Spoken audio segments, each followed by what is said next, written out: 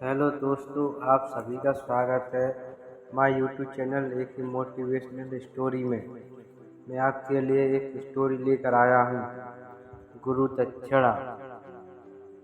एक बार एक शिष्य ने विनम्रता पूर्वक अपने गुरुजी से पूछा, गुरुजी, कुछ लोग कहते हैं कि जीवन एक संघर्ष है, कुछ अन्य कहते हैं कि जीवन एक खेल है और कुछ जीवन को एक उत्सव की संज्ञा देते हैं।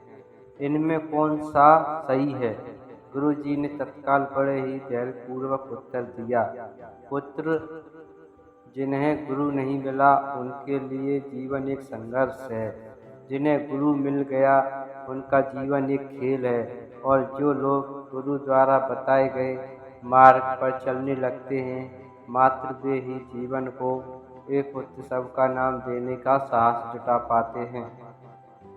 यह उत्तर सुनने के बाद भी शिष्य पूरी तरह संतुष्ट न था। गुरुजी को इसका आभास हो गया। वे कहने लगे, लो, तुम्हें इसी संदर्भ में एक कहानी सुनाता हूँ। ध्यान से सुनोगे तो स्वयं ही अपने आप प्रश्न का उत्तर पा सकोगे। उन्होंने जो कहानी सुनाई वह इस प्रकार थी। एक बार की बात है कि किसी गुरुकुल में 3 शिष्यों में अपना अध्ययन संपूर्ण करने पर अपने गुरुजी से यह बताने के लिए विनती की कि उन्हें गुरु दक्षिणा में उनसे क्या चाहिए। गुरुजी पहले तो मंद मंद मुस्कुराए और फिर बड़े स्नेहपूर्वक कहने लगे, मुझे तुमसे गुरु दक्षिणा में एक थैला भर के सूखी पत्तियां चाहिए, ला सकोगे? वे तीनों मन ही मन बहुत प्रसन्न हुए, क्योंकि उन्हें लगता कि वे बड़ी आसानी से अपने गुरुजी की इच्छा को पूरी कर सकेंगे। सूखी पत्तियां तो जंगल में सर्वत्र बिखरी ही रहती हैं। वे उत्साहपूर्वक एक ही स्वर में बोले, जी गुरुजी, जैसी आपकी आज्ञा। अब वे तीनों शिष्य चलते चलते एक समीप जंगल में पहुंच चुके थे, लेकिन यह देखकर कि वहां पर सूखी पत्तियां केवल एक मुट्ठी भर ही थीं, उनके आश्चर्य का ठिकाना न रहा। वे सोच में पड़ गए कि आखिर जंगल में कौन सूखी पत्तियां उठाकर ले गया होगा। इतने में ही उन्हें दूर से आता हुआ कोई किसान दिखाई दिया। वे उनके पास पहुंचकर उनसे विनम्रता पूर्वक याचना करने लगे कि वे उससे विनम्रता पूर्वक वह उन्हें केवल एक थैला भर सूखी पत्तियां दे दे। अब उस किसान ने उनसे ये क्षमा याचना करते हुए उन्हें यह बताया कि वह उनकी मदद नहीं कर सकता, क्योंकि उसने सूखी पत्तियों का ईंधन के रूप में पहले ही उपयोग कर लिया था।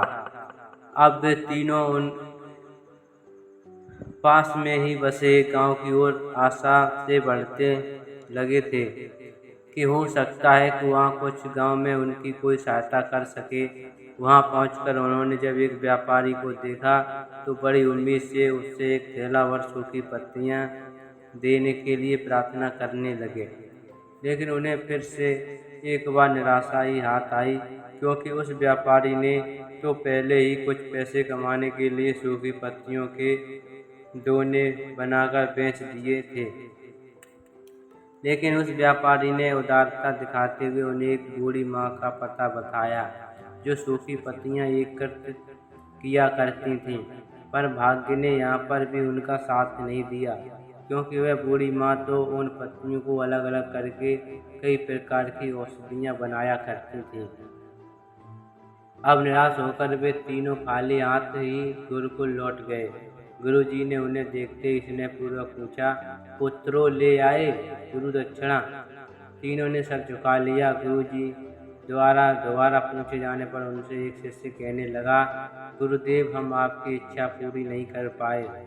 हमने सोचा था कि सूखी पत्तियां तो जंगल में सर्वत्र बिखरी ही रहती होंगी, लेकिन बड़े ही आश्चर्य की बात है कि लोग उनका भी कितनी तरह से उपयोग करते हैं।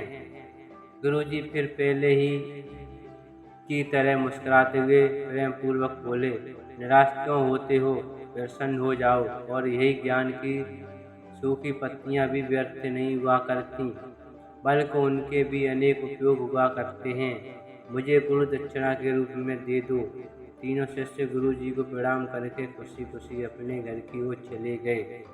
वह शिष्य जो गुरु जी की कहानी एकत्रित होकर सुन रहा था, अचानक बड़े उत्साह से बोला, गुरु जी, अब मुझे अच्छी तरह से ज्ञात हो गया है कि आप क्या कहना चाहते हैं।